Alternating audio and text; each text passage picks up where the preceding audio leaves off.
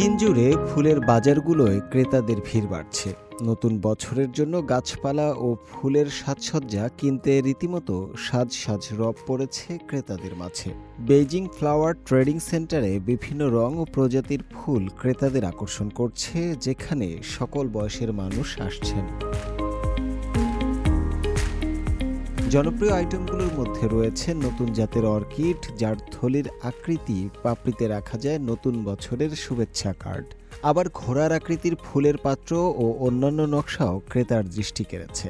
দক্ষিণ চীনের কুয়াংতং প্রদেশের ফোসান শহরের ফুল বিক্রেতারা এমন একটি গাছ তৈরি করেছেন, যেখানে ফালানো পিস অর্কিডগুলো ছুটে চলা ঘোড়ার আকারে সাজানো। এ বছরটা অর্শ বছর, যার অর্থ অবিলম্বে সাফল্য অর্জন।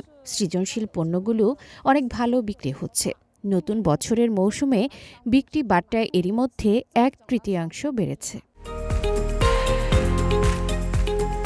অর্কিড ছাড়াও লাল রঙের অ্যামারিলিস এবং কমকোয়াট গাছ জনপ্রিয়তা পেয়েছে। এগুলোকে সৌভাগ্য ও সমৃদ্ধির প্রতীক হিসেবে ধরা হয়। ইউনান প্রদেশের লিচিয়াং মডার্ন ফ্লাওয়ার ইন্ডাস্ট্রি পার্কে সাদা, সোনালী, গোলাপি এবং বেগুনি রঙের লিলি বিক্রি হচ্ছে দেদার। খুনমিংয়ের তৌতান ফ্লাওয়ার মার্কেট এশিয়ার ফুলের রাজধানী, যেখানে কিছু ফুল চাষি লাইভ স্ট্রিমিং করছেন ফুল বিক্রিতে। ক্রেতারা অনলাইনে অর্ডার করে সরাসরি ফুল পাঠাচ্ছেন যার যার বাড়ি। লজিস্টিক কোম্পানিগুলোও তাজা ফুলের জন্য চালু করেছে বিশেষ ব্যবস্থা। প্রায় 15টি প্রদেশ এবং কয়েক ডজন শহরে একদিনের মধ্যে ডেলিভারি সেবা দিচ্ছি। খুনমিংয়ের মধ্যে অর্ধদিনেই ডেলিভারি সুবিধা আছে।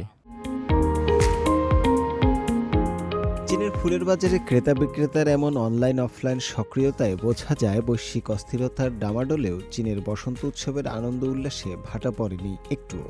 ফুলের অর্থনীতিও যে প্রতিনিয়ত বাড়ছে, সেটার বাস্তব প্রতিফলন দেখা গেছে এসব বাজারে। শুভ আনোয়ার, CMG বাংলা।